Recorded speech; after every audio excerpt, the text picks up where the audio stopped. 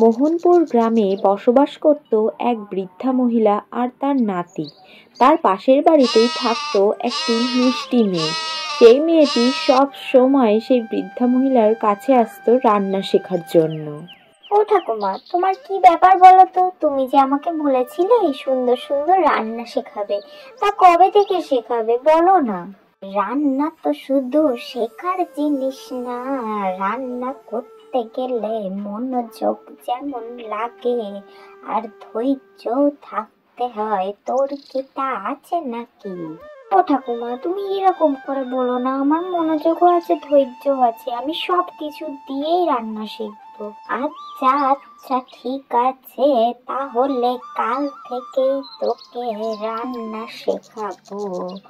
নতুন একটা রান্না শেখাবো। কাল তাহলে সকাল সকাল চলে আসিস কিন্তু। ঠিক আছে ঠাকুমা, কালকে তাহলে সকাল সকাল আমি চলে আসবো। তুমি কিন্তু মনে রেখো কথাটা।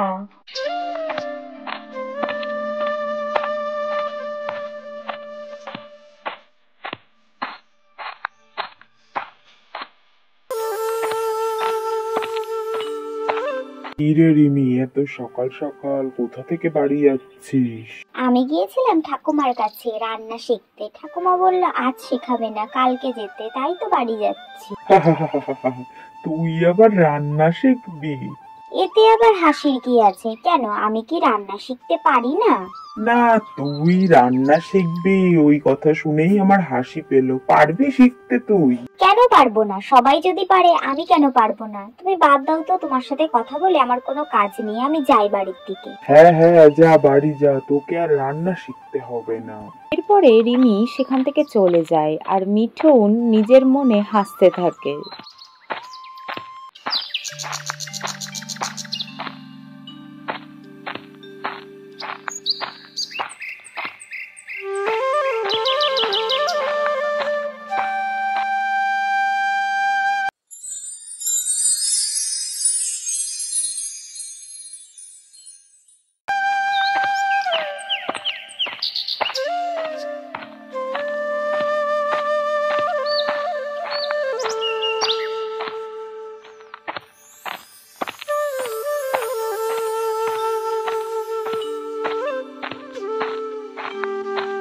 ঠাকুমা, ও ঠাকুমা, খাবারটা মনে হয় পুড়ে গেল।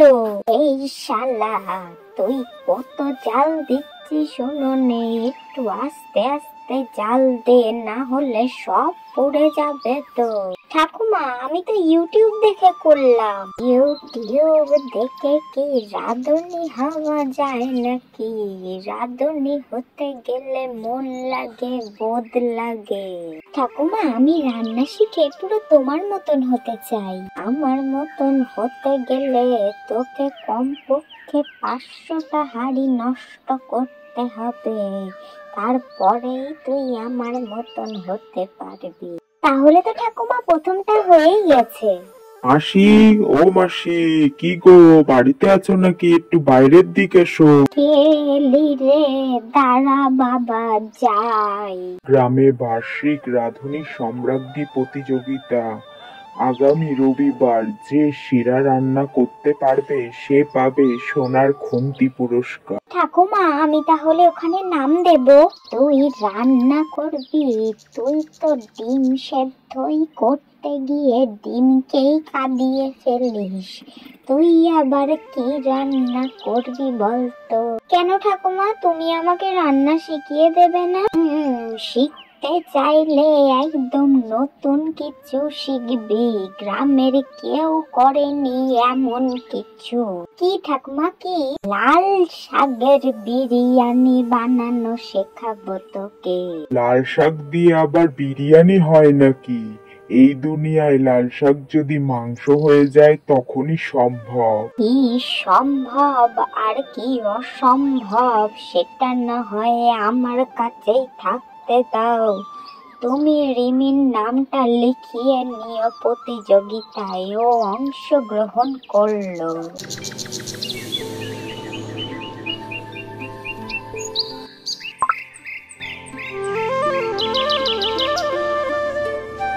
ও ঠাকুমা, এই লাল শাক দিয়ে কি সত্যিই বিরিয়ানি তৈরি করা যায়? লাল শাক কোনো সাদা মাটা শাক না, এই শাকের মধ্যে আছে অনেক উপকার, আর রঙও কি মিষ্টি, আছে বিশেষ গন্ধ।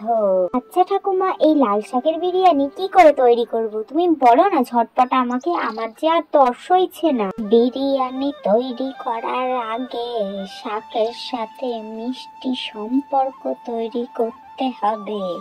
তুমি যেরকম মিষ্টি মিষ্টি কথা বলো, সেরকম শাকের সাথেও তো তোমাকে মিষ্টি মিষ্টি কথা বলতে হবে নাকি? ঠাকুমা, তুমি কি আমার সাথে মজা করছো নাকি? আমি হলাম একজন রাঁধুনি, তোর সাথে মজা করতে যাব কেন? তোকে তো বলছি শাককে ভালো করে যত্ন নিয়ে সম্মান করতে হবে, তবেই তুই রান্না করতে পারবি আর সেই রান্নার স্বাদ হবে। ঠিক আছে ঠাকুমা, আমি তোমার সাথে আর মজা করব না। তুমি বলো বিরিয়ানি রান্না করতে গেলে কি কি লাগবে? এই বিরিয়ানি রান্না করতে প্রথমেই তো লাল শাক লাগবে। তুই কাল সকাল সকাল বাজারে গিয়ে সুন্দর মতন লাল শাক নিয়ে আসিস। আচ্ছা ঠিক আছে ঠাকুমা, তাহলে এখন আমি বাড়ি যাই।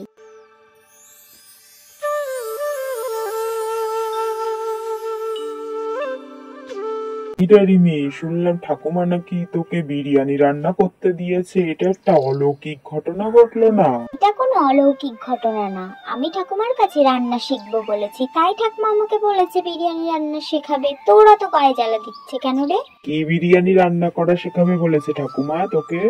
লাল শাকের বিরিয়ানি রান্না করা শেখাবে বলেছে ঠাকুমা আমাকে। তাহলে চল নারায়ণদার দোকান থেকে ভালো লাল শাক কিনে নিয়ে আসি তোর জন্য।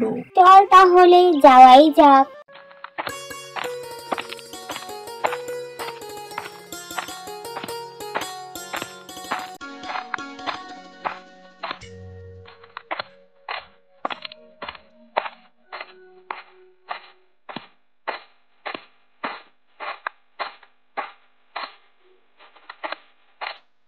আরে মিষ্টি মা, কি লাগবে তোমার, বলো আমাকে। আমার লাল শাক চাই, তোমার দোকানে সেরা লাল শাকটা দাও তো আমাকে। হ্যাঁ রে রিমি মা, আজ সকালেই তো নদীর পাড়ের পাশের বাগান থেকে তুলে নিয়ে এসেছি, কিন্তু দামটা একটু বেশি পড়বে। দাম বেশি মানে কত বেশি নেবে? এই শাকের আবার দাম বেশি হয় নাকি? আরে এই শাকের পাতায় তো রং আছে, শক্তিও আছে, ওই জন্যই তো এই শাকের দাম বেশি। ঠাকুমা আমাকে বলেছিল এই শাকের রং আর গন্ধ একদম আলাদা হয়। সত্যিই এই শাকের রং আর গন্ধ আলাদাই। এই শাক রান্না করলে খাবারে লাল আভা আসে। তোমার ঠাকুমা ঠিক কথাই বলেছে, উনি তো ছিলেন রান্নার দেবী। ছিল কি বলছো কাকা? এখনো আছে? আচ্ছা ঠিক আছে, তুমি তাহলে লাল শাকটা দাও, আমাদেরকে তো আবার বাড়ি ফিরতে হবে। ঠাকুমা লাল শাক তো নিয়ে এলাম, এখন রান্না কখন শুরু করব? রান্না তো আগে চুলায় শুরু হয় না, আগে শুরু হয় মনে। তাই রান্নার প্রথম পাঠ হচ্ছে সাহস। রাঁধুনি হতে চাইলে ভয় পাওয়া যাবে না কিন্তু। আমি ভয় পাই না ঠাকুমা। মিথ্যে কথা, আগের দিন পেঁয়াজ কাটতে গিয়ে কেঁদেই ফেলেছিলিস তো। আজ শুধু শাক পরিষ্কার করা শিখবি। প্রতি শাকের পাতার সাথে কথা বলবি মনে মনে। বলবি তোমাকে যত্ন করে রান্না করব, যেন সুস্বাদু হয় খেতে। কেন ঠাকুমা, এটা কি কোনো নিয়ম নাকি? এটা ভালোবাসা। রান্নায় ভালোবাসা ঢুকলে খাবারের স্বাদ বাড়ে, বুঝলি? ঠাকুমা তুমি কিন্তু আজও আমাকে রান্না শেখালে না। আমি কিন্তু কাল থেকে রান্নাটা ভালো করে শিখবো বলে দিচ্ছি। আর তোকে কাল শিখতে হবে না, তোকে আজই চল, নতুন একটা জিনিস শেখাবো। সত্যি ঠাকুমা? তাহলে চলো, এক্ষুনি আমি যাব। আজ তোকে জীবনের সব সবচেয়ে গুরুত্বপূর্ণ জিনিস শেখাবো, মশলার পরিচয়। ঠাকুমা, আমি তো জানি সব মশলা, হলুদ, মরিচ, জিরে, গরম মশলা। বাজে কথা, জিরে শুধু জিরে না, জিরে হলো অস্থির মনকে শান্ত করার পথ। হলুদ হলো খাদ্যের সূর্য, আর দারুচিনি হলো ভালোবাসা। ভালোবাসা? যে খাবারে প্রেম থাকে সেই খাবারে দারুচিনি থাকে। লাল শাকের বিরিয়ানির প্রেমও এই দারুচিনিতেই, বুঝলি তো?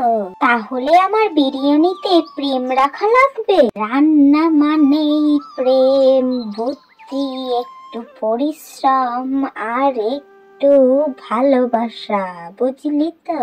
কি রে রিমি, কি রান্না করলি? দে একটু চেকেই দেখি।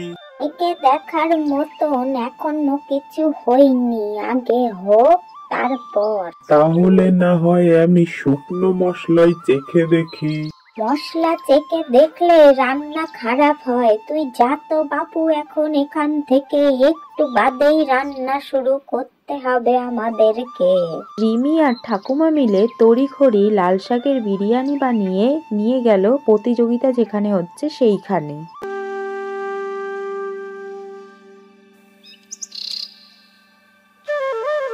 আমাদের সকলের বিরিয়ানি খুব ভালো হয়েছে, কিন্তু এর মধ্যে থেকে আমাকে একটা বিরিয়ানি বেছে নিতে হবে। সেই বিরিয়ানিটা কোনটা মাস্টার মশাই? তাড়াতাড়ি বলো না, আমার যে আর তর সইছে না। এই যে এই লাল শাকের বিরিয়ানিটা যে বানিয়েছে, তার বিরিয়ানিটা অসাধারণ খেতে হয়েছে। এত সুন্দর বিরিয়ানি আমি এর আগে কখনো খাইনি। আজকের বিজয়ী হচ্ছে লাল শাকের যে বিরিয়ানিটা বানিয়েছে সেই। তুমি সত্যি বলছো মাস্টার মশাই? লাল শাকের বিরিয়ানি যে বানিয়েছি সেই বিজয়ী হয়েছে? কি মজা!